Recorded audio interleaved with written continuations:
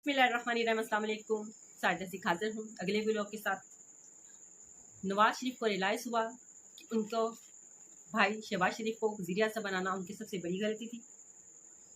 और पहली तकरीर थी सदर आसफ अली जरदारी की पार्लियामेंट में, जो कि वो अधूरी उनको छोड़नी पड़ी। और तहरीक इंसाफ के कारकुनान जो कि पार्लियामेंट के रुकन भी थे, वहाँ पर जो है एक दूसरे की हाथापाई इनकी हुई। और फिर जो है जनरल फैज़ाबाद केस से तो उनको क्लीन चिट मिल गई, लेकिन एक और पुलिस रात उनके सामने, और वो कौन सा पुलिस रात है उस पर बात करेंगे। आप उससे पहले मेरे चैनल को सब्सक्राइब कर लें और बेल आइकॉन के बटन को दबा दें, ताकि मेरे नए आने वाले नोटिफिकेशन जो है आप तक बर वक्त जो है वो पहुँच सके। तो आते हैं कि नवाज शरीफ को रियलाइज़ हुआ वो क्या है कि उनकी सबसे बड़ी गलती शहबाज शरीफ को वज़ीर आज़म बनाना। वो खुद बनते तो ज़्यादा बेहतर था।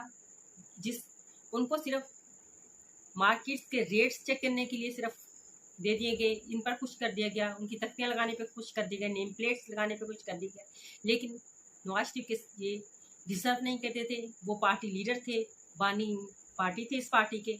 और फिर उनके साथ जिस तरह का ये हुआ है, अब जाके नवाज शरीफ को रियलाइज़ हुआ कि उनको अपने भाई को वज़ीर आज़म नहीं बनाना चाहिए था।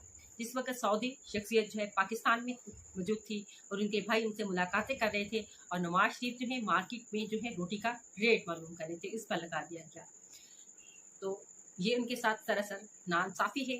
उनके साथियों के साथ भी नाइंसाफ़ी हुई, नवाज शरीफ के साथ भी नाइंसाफ़ी हुई।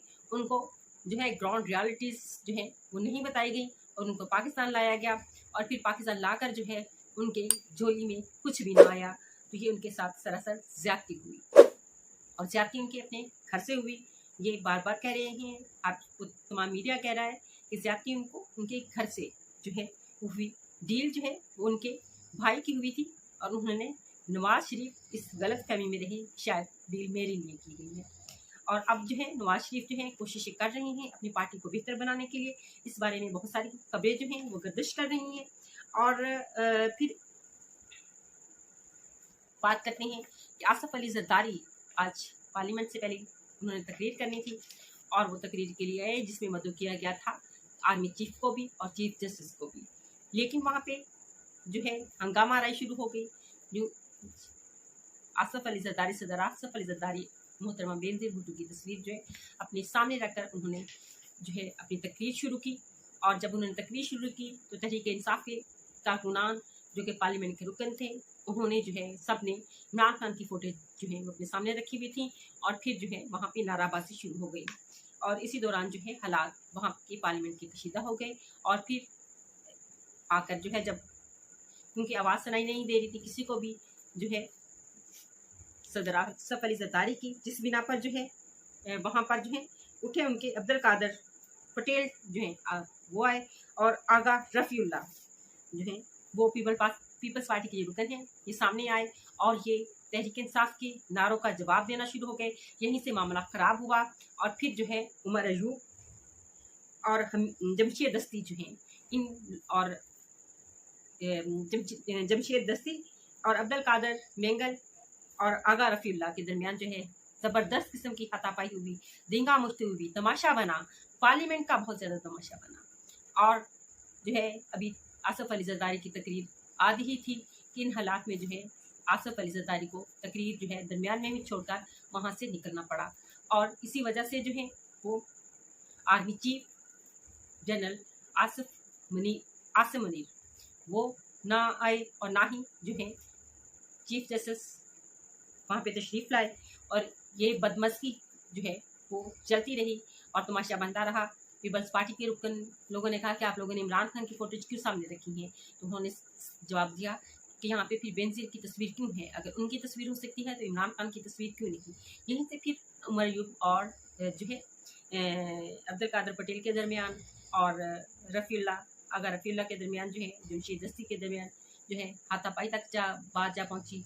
और जो हालात जो थे वो ऐसे ही थे कि ना वो निश्चित किए जाने वाले थे। हम दुनिया में अपने आप को क्या दिखा रहे हैं, एक पार्टी के साथ जाती हुई है, लेकिन जो है कुछ तहजीब, कुछ जो है असूल, उन पर कायम रहना चाहिए। कोई भी ऐसा रवैया अख्तियार ना किया जाए जिस पर कि दुनिया देखे। लेकिन ज्यादती जब किसी के साथ की जाती है तो उस वक्त वो भी इंसान ये नहीं देखता कि फिर जब मेरे साथ ज्यादती पे ज्यादती हो रही है तो वो फिर हर किस्म के कानून को जो है वो भूल जाता है। और यही कुछ होता है जो आजकल पाकिस्तान में हो रहा है, जो आजकल पाकिस्तान के हालात हैं। पाकिस्तान वो बनाना रिपब्लिक बन चुका है जहाँ पर कानून नाम की कोई चीज़ नहीं है। एक आम आदमी भी कानून तोड़ रहा है, एक कानूनदान भी कानून तोड़ रहा है, एक जज भी कानून तोड़ रहा है। अब आपको एक जज की ही बात सुनाऊं कि जिन्होंने जो है शेख रशीद की 9 मई के वाक़यात में जमानत दी थी, उन्हीं पर जो है वो सवाल उठ गए हैं। उन्हीं के जज के दरमियान से जो है वो बातें शुरू हो गई, जिस पर के उन जज का कहना था कि मैं अब कोई भी फैसला नहीं कर सकता क्योंकि सवाल तो मुझ पर ही उठना शुरू हो गए हैं।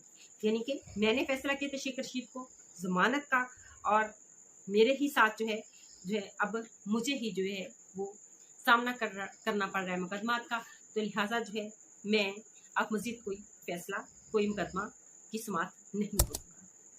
अब आते हैं रोटी 12 रुपए की, 20 से 16 रुपए की कैसे और क्यों हुई, इसकी हुई या नहीं हुई। लेकिन एक बात माननी पड़ेगी, आफ्ताब गुल जो चेयरमैन है नॉन बाय एसोसिएशन की, उन्होंने पंजाब हुकूमत को धूल चिटा दी है और उन्होंने हड़ताल करके जो है वो बता दिया, हुकूमत को आगे लगा दिया कि जो है हम एक हैं, जब तक आटा सस्ता नहीं होगा तब तक रोटी भी सस्ती नहीं होगी।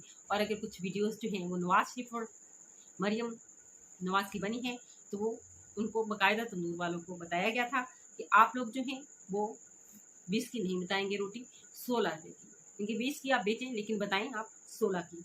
यहाँ पे जो है ये झूठी बातें, झूठे बयानात, झूठे फैसले, झूठी हुकूमत, झूठा कानून, झूठी तरामीम, किस किस चीज़ को झूठा कहेंगे हम किस क्या दिखा रहे हैं अपनी आने वाली नस्लों को, किस किस्म की चीज़ें सिखा रहे हैं। हमारा काम तो अपनी नस्लों को जो है वो बेहतर बनाना है, उन्हें एक सही रास्ते पर लेके आना है। और हम अपनी नस्लों को लाकानूनियत सिखा रहे हैं, अपनी नस्लों को झूठ बोलना सिखा रहे हैं, अपनी नस्लों को जो है हम कानून से बालातर होने का जो है वो दिखा रहे हैं कि कुछ लोग जो है, कुछ तबका जो है वो बालातर है और जो है बालातर तबका जो है निचले तबके को जो है वो जैसे मर्जी और जिस वक्त और जहाँ पर चाहे कुछ चल सकता है। ऐसा क्यों है? हमें अपने अदारों से मोहब्बत है। जिस तरह से 5 उंगलियां बराबर नहीं होती हैं, इसी तरह से हर जगह पर बैठे तमाम लोग एक जैसे नहीं होते। इसलिए लोगों से मेरी यही अपील है, अपने अदारों से जो है वो मोहब्बत रखें।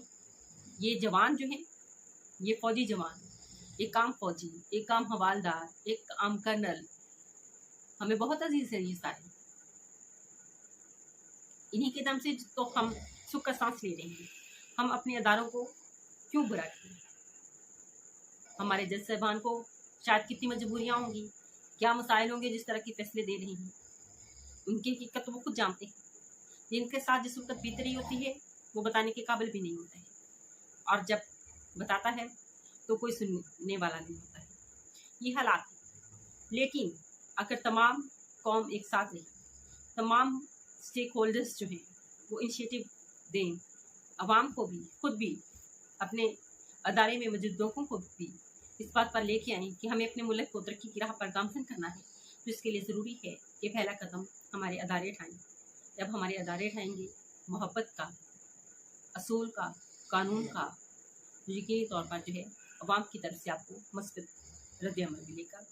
और इसका अगर अवाम का मैंडेट जो है समझती है अवाम, और आपके भी ख्याल में है कि चोरी हुआ है तो उसको वापस कर दिया जाए, और जो हालात ख़राब हुए हैं वो वापस, शायद वो लोग तो वापस ना आएंगे जिस दिन से चले गए, लेकिन जो है कुछ हालात बेहतर हो जाएंगे। मुल्क जो है उनकी मैशत बेहतर हो जाएगी, मुल्क में जो सियासी अदम इस्तेहकाम है वो बेहतर हो जाएगा। अगर हम अपने मफादात छोड़ दें और तमाम मुल्क के मफादात को जो है अपने मफादात पर तरजीह दें। ये वो तमाम बातें हैं जिन पर कि अमल नहीं होगा तो आप किसी तौर पर भी जो है तरक्की याफ्ता ममालिक में से का मुकाबला नहीं कर सकते। आज ईरान ने कदम उठाया है और कल आपकी बारी आ सकती है, आपको हिम्मत करनी पड़ सकती है। डर और खौफ सिर्फ और सिर्फ खुदा का होना चाहिए, जिसपे दिल में ये है कि सिर्फ अल्लाह ही का खौफ है और वो तमाम खौफों से बेनियाज हो जाता है। और जब अल्लाह का खौफ आपके दिल में होगा तो तमाम खौफ जो है वो ख़त्म हो जाएंगे, तमाम खौफ के बुत जो है वो टूट जाएंगे और आप जो है वो तरक्की की मनासिल जो है वो तय करते चले जाएंगे। इसी तरह से हमारे मुल्क के तमाम स्टेक होल्डर्स को ये जो है कदम उठाना होगा, मुल्क की तरक्की के लिए, उम्मत मुसलमान की तरक्की के लिए जो है ये कदम उठाना होगा और फिर इसी तरह से जो है हम आगे बढ़ सकते हैं। इसी के साथ इजाज़त चाहूँगी, अगले वीडियो के साथ हाजिर होंगी, तब तक के लिए इजाज़त, अल्लाह हाफिज़।